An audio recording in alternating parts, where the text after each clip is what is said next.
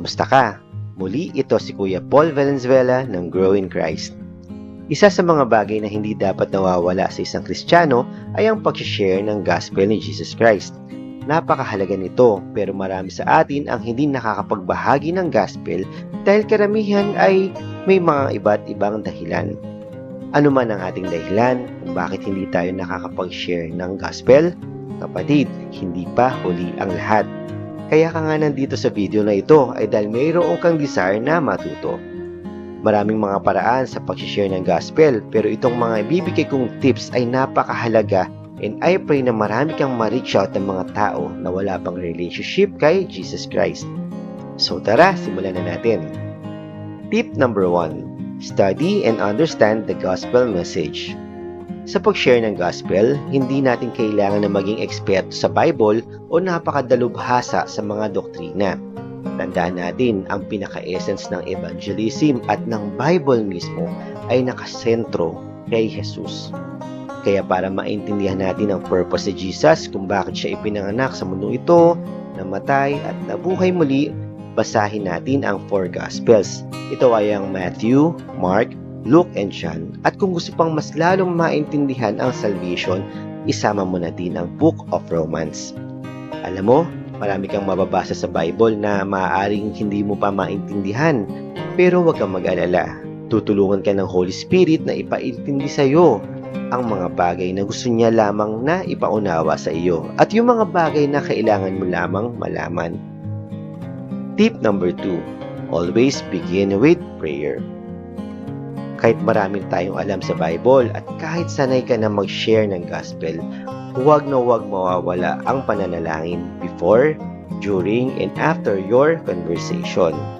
Nakakatuwa lang na walang kaalam-alam yung sinesharean mo ng salvation na hindi lang pala siya ang kausap mo. Kausap mo din si Lord habang kayo ay nag-uusap.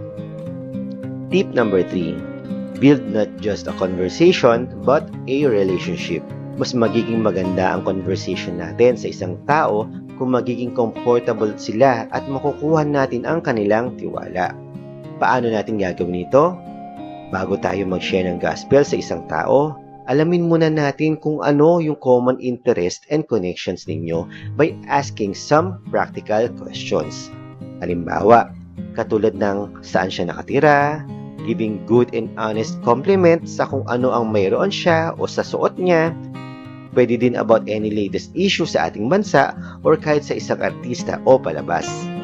Paalala lang na iwasan natin yung mga offensive na topic. Kapag nahanap mo na yung something in common ninyo or yung common interest ninyo, unti-unti makakapag-build ka na ng relationship sa kanya at makakapag-start na kayo ng magandang conversation. Tip number 4. Be a good listener. Take your time sa pakikinig sa mga concerns, questions, and experiences ng taong kausap mo.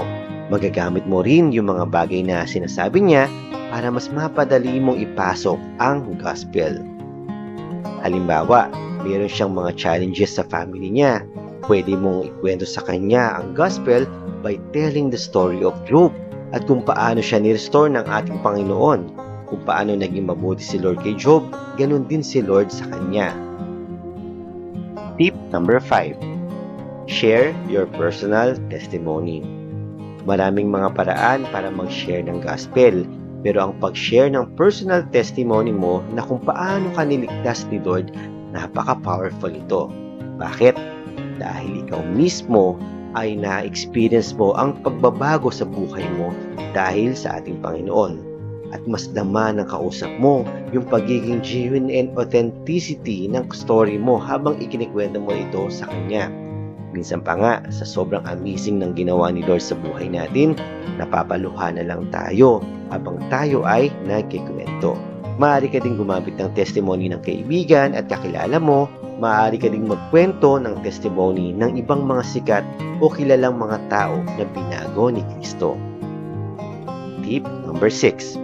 Memorize scriptures about the plan of salvation.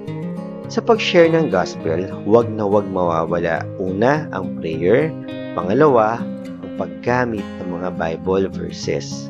Ang sabi sa Hebrews chapter 4 verse 12, For the Word of God is living and powerful and sharper than any two-edged sword, piercing even to the dividing apart of soul and spirit, and of the joints and marrow, and is a discerner of the thoughts and intents of the heart.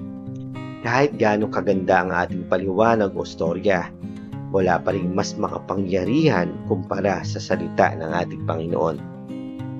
Tip number 7. Important key points of salvation. Ang mga key points na ibibigay ko ay napaka-essential sa pag-share ng gospel. Meaning, ito ay dapat maipaliwanag natin sa kanila ng simple at sa paraan na mas madali nilang mauunawaan. Una, life is short and temporary. Ang buhay ay maikli lamang at hindi natin hawak ito. Kahit ano ang estado natin sa buhay, mayaman, mahirap, malakas, may karamdaman, bata o matanda, lahat tayo ay hindi makakaligtas sa kamatayan.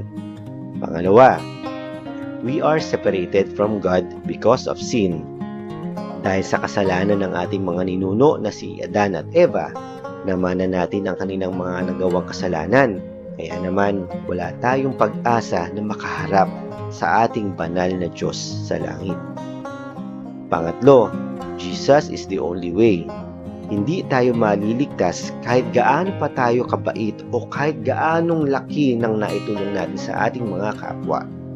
Dahil mahal ni Lord ang kanyang mga nilikha, kaya naman ipinadala niya sa mundong ito ang kanyang mahal na anak na si Jesus para maghirap at mamatay sa krus, para matubos tayo sa ating mga kasalanan. Tayo ay maliligtas lamang by faith alone kay Jesus Christ. Kailangan lang nating tanggapin si Kristo bilang ating personal Lord and Savior. And then pang-apat, pagkatapos nating tanggapin si Kristo sa ating mga puso, ang Holy Spirit ang tutulong sa atin upang ipakita sa atin kung gaano tayo karumi sa harapan ng ating Panginoon. Kaya kung tunay ang ating pagtanggap, tayo ay kusa lang nahihingi ng tawad sa ating Panginoon at ang Holy Spirit ang tutulong sa atin para talikuran natin yung mga kasalanan na nagawa natin. Marami pang ibang mga elements sa salvation, pero kung ikaw ay nag-uumpisa pa lamang, maaari kang magsimula sa mga key points na ito. Tip number 8. Leave the result to God. Kahit ano pa ang resulta ng inyong pag-uusap, ang Holy Spirit lang ang nakakaalam ng puso ng isang tao. Kaya naman, kung tayo ay nakaka-experience ng rejection, huwag kang ma-discourage dahil hindi tayo ang nagliligtas sa isang tao at tayo ay instrumento lamang ng ating Panginoon. Pero kung yung ating nababahagian ng gospel ay kinilos ng Holy Spirit, lead natin siya sa prayer. Paalala lang, huwag nating ipilitin ang isang tao na tumanggap kay Kristo dahil kahit ilang beses manalangin ng pagtanggap ang isang tao, kung hindi pure sa kanyang puso ang kanyang pananalangin, baka siya ay madaya at akalain niya na siya ay ligtas na.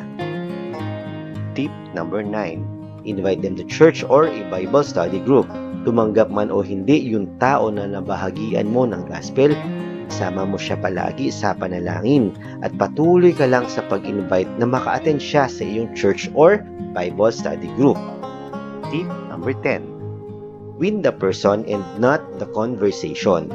Kung ikaw ay maraming alam sa Bible, dapat mas lalo tayong natututo na magpakababa. Kaya naman, iwasan natin ang makipagtalo dahil hindi naman ang manalo sa isang conversation ang ipinapagawa sa atin ni Lord, kung hindi ibahagi ang kanyang salita. Dapat nakikita si Kristo sa buhay natin at sa bawat salita na lumalabas sa ating mga bibig. Praise God dahil sa desire mo na matuto na mag-share ng gospel. Paalala lang na huwag mong gagawin ito bilang obligasyon. Magbahagi tayo ng gospel dahil una, mahal natin si Lord. Pangalawa, nahahabag tayo sa kalagayan ng mga tao na wala pang Kristo sa kanilang mga buhay. Sana ay makatulong sa iyo ito. At kung mayroon kang mga tanong or suggestion, lagay mo lang sa comment section. Always remember na mahal ka ni Lord. Muli, ito si Kuya Paul Valenzuela at salamat sa iyong pakikinig. God bless!